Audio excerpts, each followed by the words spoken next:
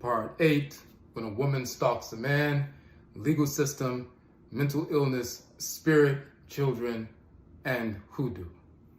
So, she violated the court order, and this is the means by which she violated the court orders. She sent a direct email to myself and tagged a number of different individuals. It was a brazen violation, a deliberate violation, and she even mentions in the email that this is a violation of the court order, but it's brazen. So let's look at the first portion of the email and what it says. Odwirafo, I am still homeless, hungry, and without income. Except now I am trying to recover from pneumonia while living on the street in dropping fall weather temperatures. Not one black person I know will help me because of the false allegations you continue to post on the internet about me. So I have no choice but to once again ask you to consult your nananom nsamanfo, honorable ancestors and ancestresses, and consider the possibility that you are wrong about me, that I have never ever stalked you, that I was human trafficked at birth, that I have spent my life enslaved, that I birthed 3 children while enslaved, that I have never nor would I ever attempt to force myself upon you or anyone else. I know you will probably use this email as grounds to put me in jail, but I can't just die of pneumonia without trying one last time to open your eyes to the truth, because I absolutely positively refuse to surrender and go back into slavery. If you decide to have me arrested, just let me know so I can turn myself in. I don't run from the consequences of my actions. However, know this: you are having a black woman, more importantly, a single black mother, wrongfully convicted, someone who, apart from death, has endured more trauma and suffering at the hands of criminals than most people have even heard about on the news. Someone who has done all she could to support your work.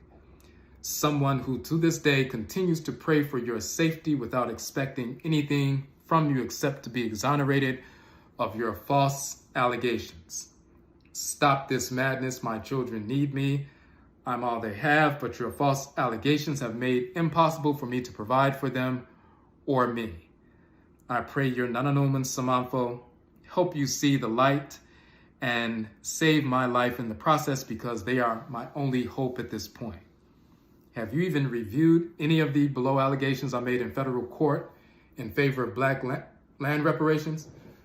And so then she begins to list all of this nonsense about the court case. So, she's, pneumonia again, temperatures dropping. About 3 years in a row that the pneumonia and the temperatures are dropping, and she's about to die on the street. Resilient. So, my false allegations against her that I've posted all over the internet are the reason why she can't take care of her children. In reality, her family members made sure they had the children stay with them. And by children, she means at this point, 20, 21, 19, in those ages.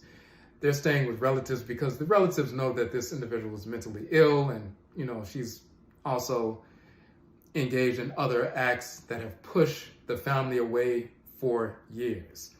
So this silly story about him being a slave for 40 years and her children sold into slavery, every year she starts building more and more on this human trafficking story.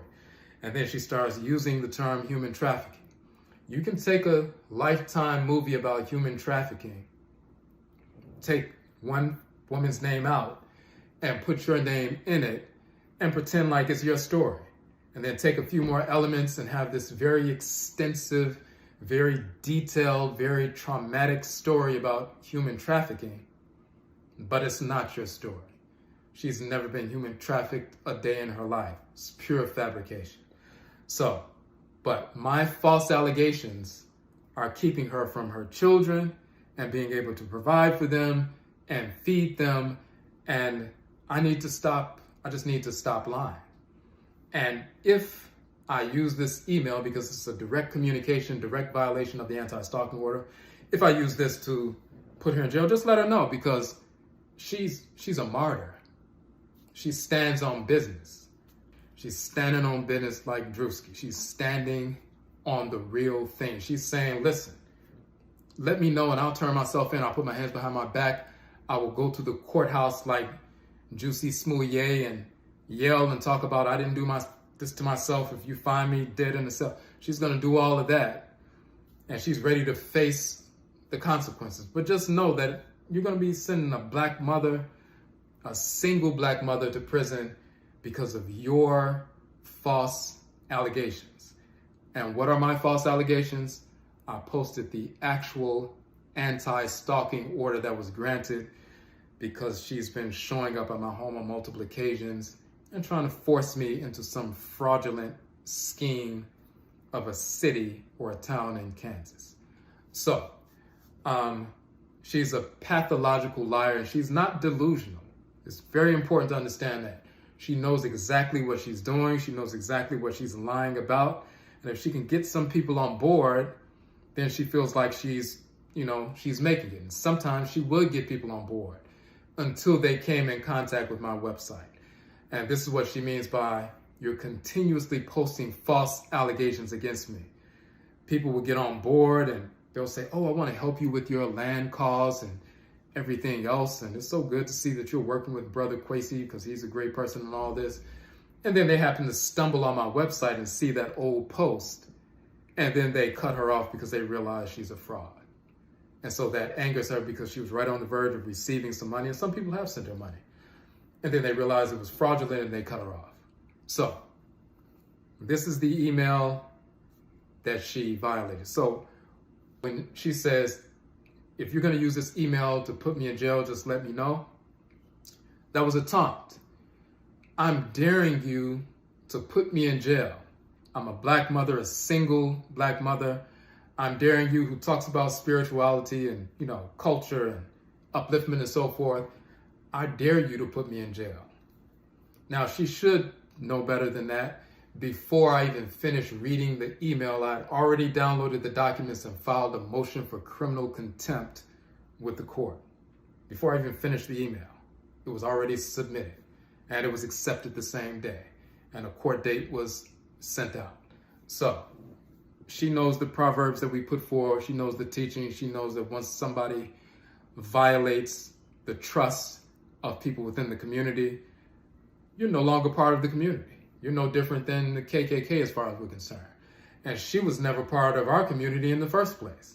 So she's been lying from the beginning. She's been trying to manipulate from the beginning. She put myself and another sister in a position where we could have been arrested for a criminal scheme to get, business license money from unknowing, contributors and so forth.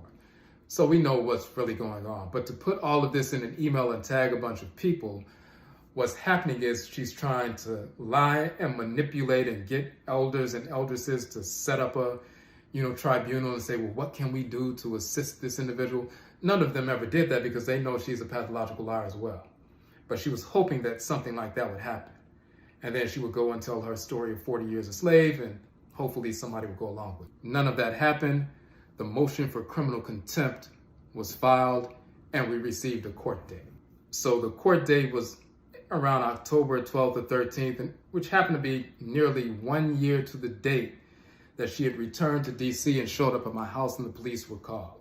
So that court date for this criminal contempt charge was set.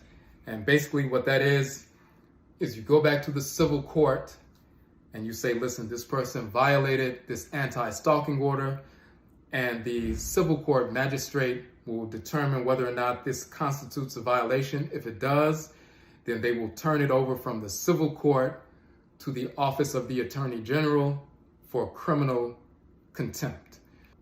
So one of the representatives from the OAG, the Office of the Attorney General, was at the hearing. I was at the hearing. TL was at the hearing and so forth. And at that first hearing, they decided, well, we need some time to assess this matter. In 2 weeks, we can come back and determine whether or not this constitutes a violation. So that was that particular date, and they set the status hearing for 2 weeks in advance. Now, in the meantime, a few days before this hearing took place, TL filed a civil suit against me. A civil suit for defamation and personal injury. She was asking for $200,000. She said I defamed her online by calling her mentally ill and a stalker and a scam artist. Now, her goal with regard to this civil suit was to try to use this civil suit to fend off the impending criminal case. She even brought that up in court at the hearing, when we had the hearing with the Office of the Attorney General and the civil court magistrate and so forth. She said, hey, I filed a civil suit against him. We have our first court date in January. This was October. I haven't been able to serve him, but I want to know if the civil case can be taken up first before the criminal case. And in her mind, she was thinking, if I can win this civil case or force him to acquiesce in the civil case, then I can use that, as leverage in the criminal case and so forth, which was idiotic. But the civil court judge said that's not how it works. The criminal courts have their own calendar and so forth, so it's not going to work that way. But she filed that civil suit, and that turned into a totally different animal, and we're going to go through some of that as well. So 2 weeks later, we had the second hearing. One of the assistant attorneys general was at the hearing. They told the judge, this does constitute a violation. Therefore, the Office of the Attorney General is taking this case. We're taking over.